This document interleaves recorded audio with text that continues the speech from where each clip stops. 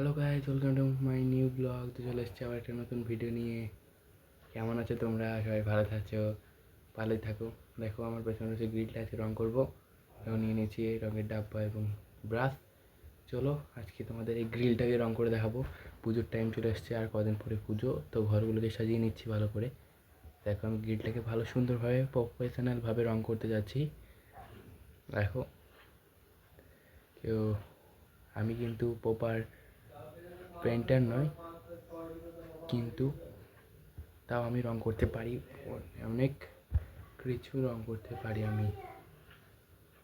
ভালোভাবে রঙ করে নিচ্ছি, সুন্দরভাবে আমরা আমার ঘরটাকে সাজিয়ে নিচ্ছি। দেখো ভালো করে রঙ দিয়ে দিচ্ছি। এ দেখো আমার একটা মজদুর, এটা আমার ভাই, যে আমার সঙ্গে রঙ করে দিচ্ছে। দেখো হাফ হাফ হয়েছে কমপ্লিট।